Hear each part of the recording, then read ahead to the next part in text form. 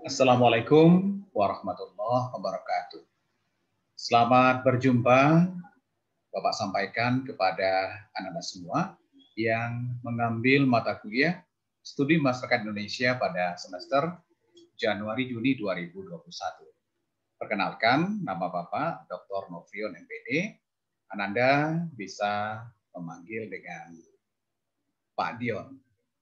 Mata kuliah Studi Masyarakat Indonesia ini diampu oleh satu tim dosen.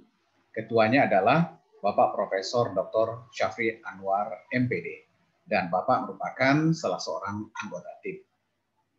Baiklah Anda semua, pada pertemuan pertama ini Bapak akan menjelaskan RPS serta kontrak perkuliahan mata kuliah Studi Masyarakat Indonesia. Berhubung kita pada semester Januari-Juni 2021 masih melaksanakan perkuliahan secara daring, maka Bapak berharap Ananda bisa mempedomani RPS atau silabus ini untuk belajar baik secara mandiri ataupun belajar pada setiap minggu dengan Bapak. Perlu Bapak sampaikan bahwa memang pembelajaran daring ini seperti yang kita alami bersama akan menyebabkan terjadinya defisit ya, seperti defisit keakraban, defisit keterlibatan, defisit penguasaan materi dan lain sebagainya. Karena memang begitu banyak kendala seperti jaringan dan kestabilannya serta habit atau kebiasaan kita yang belum terlatih untuk belajar secara mandiri melalui pembelajaran daring. Nah, dengan adanya RPS ini, Bapak berharap Ananda bisa mempedomani materi demi materi setiap minggu, kemudian tanpa harus menunggu instruksi dari dosen, Ananda secara mandiri bisa untuk membaca sendiri, mendalami sendiri topik-topik yang ada dalam RPS ini. Jadi Ananda, kita kalau istilah sekarang namanya model pembelajaran flip classroom. Jadi Ananda jangan menunggu minggu depan untuk mempelajari suatu materi, tapi sebelum masuk ke pertemuan tersebut, Ananda sudah mencarinya. Karena literasi data dan literasi teknologi tentunya Ananda sudah miliki. Walaupun masih berproses, tapi Bapak yakin Anda atau Ananda bisa memiliki kemampuan literasi yang meningkat seiring dengan berjalannya waktu. Baiklah, materi-materi yang akan kita pelajari, diantaranya kalau untuk materi kita mulai pada minggu kedua. Ada teori asal-usul masyarakat Indonesia, asal-usul nama Indonesia, dan perkembangan masyarakat Indonesia. Ini nanti untuk materi ini Anda bisa membaca melalui sumber-sumber atau referensi yang tersedia di daftar pustaka, kemudian juga bisa mencarinya sendiri.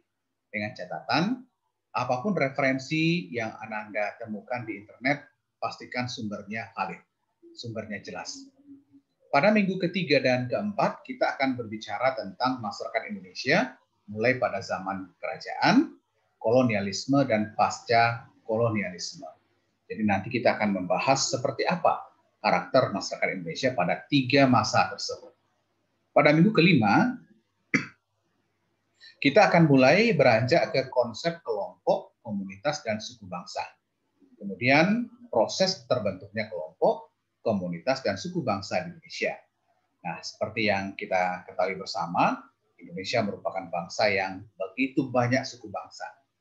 Seperti apa dahulunya sehingga lahirlah suku bangsa Minang, suku bangsa Batak, suku bangsa Dayak, dan lain sebagainya. Pada minggu ke-6, kita akan mengupas tentang kebudayaan atau budaya dengan unsur-unsurnya, kemudian kebudayaan sebagai identitas masyarakat Indonesia. Pada minggu ke-7, kita lanjut ke materi berikutnya yaitu kebudayaan daerah dan kebudayaan nasional. Pada minggu ke-9 setelah kita UTS, kita mulai mendalami tentang konsep masyarakat majemuk, kemudian kemajemukan suku dan ras, agama, budaya, dan bahasa di Indonesia, kemudian konsekuensi dari kemajemukan dalam kehidupan masyarakat Indonesia.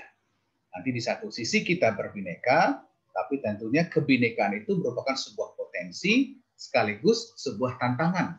Nah, nanti kita akan membahasnya pada minggu ke-9. Anak-anak semua, pada minggu ke-10 kita akan lanjut membahas tentang pertikaian, konflik, dan kekerasan. Ini kita akan melihat kasus-kasus di negara kita, kenapa bisa terjadi pertikaian, konflik, dan kekerasan, dan kita mencoba memikirkan bagaimana solusi yang bisa kita laksanakan atau kita ambil, terutama kita akan melihat bagaimana ide-ide anak-anak sebagai generasi muda bangsa. Berikutnya pada minggu ke-11 kita bicara tentang konsep masyarakat multikultural, kemudian integrasi sosial dalam masyarakat, faktor pendorong terjadinya integrasi sosial dalam kehidupan masyarakat Indonesia. Pada minggu ke-12 kita akan membahas tentang konsep kearifan lokal dan fungsinya serta bentuk-bentuknya. Jadi kearifan lokal itu erat kaitannya dengan pemanfaatan sumber daya alam sekaligus pola interaksi antar manusia yang kaitannya juga dengan pemanfaatan sumber daya yang ada di lingkungan masyarakat. Pada minggu ke-14 kita akan juga membahas tentang masyarakat pedesaan dan perkotaan, kemudian globalisasi dan dampak-dampaknya bagi kehidupan. Dan pada minggu ke-15 kita akan berbicara tentang modernisasi. Nah, pada minggu 16 kita akan ujian akhir semester. Baiklah Ananda, itu overview dari materi-materi yang akan kita pelajari pada satu semester ini. Dan karena kita masih bersifat daring, untuk pembelajaran asinkron kita akan fokus kepada LMS e-learning UNP. Kemudian pembelajaran sinkron, nanti kita lihat kondisi, apakah nanti kita akan sekali dalam 4 minggu atau sekali 2 minggu, tergantung kepada perkembangan belajar anak-anak semua. Mungkin nanti kita akan menggunakan Zoom atau Google Meet, tergantung keadaan, dan nanti kita sepakati di grup WA yang kita telah buat tentunya. Baiklah Ananda, jadi kalau untuk kontrak perkuliahan, kita menggunakan pola sinkron dan asinkron, dan apapun pola itu nanti akan kita komunikasikan terlebih dahulu di grup, dan itu kita sepakati bersama. Demikian penjelasan di pertemuan pertama ini tentang materi kuliah, tentang penilaian juga. Oh ya, ini hampir lupa. Yang terakhir adalah keterangan nilai akhir. Nanti tugas-tugas akan menyumbang 25%, kemudian keaktifan 15%, mid semester atau UTS 25%, dan UAS 35%. Bapak sangat berharap Ananda mengikuti dan memenuhi semua persentase yang telah dijelaskan ini. Artinya, tugas dikerjakan, aktif kuliahnya, kemudian mid-nya bagus, serta UAS-nya juga mantap. Mudah-mudahan nilai akhir Ananda semuanya optimal. Baiklah, itulah yang Bapak bisa sampaikan. Menutup presentasi Bapak adalah sebuah pendapat atau pernyataan dari Charles Darwin. It's not the strongest of that survive, nor the most intelligent, but the one most responsive to change. Artinya bahwa yang bisa bertahan itu bukanlah yang paling kuat, bukan yang paling pintar, tapi yang mampu merespon keadaan dengan tepat. Jadi di tengah pandemi ini kita dituntut untuk memiliki semangat agility, semangat untuk merubah arah. Walaupun kita harus daring, tapi kita berupaya untuk bisa belajar dengan optimal dalam situasi daring ini. Mudah-mudahan pandemi ini segera berlalu. Terima kasih, selamat belajar Ananda semuanya. Bapak berharap Ananda tetap menjaga kesehatan dan mematuhi standar serta protokol COVID-19 agar kita sama-sama sehat dan selamat. Assalamualaikum warahmatullahi wabarakatuh.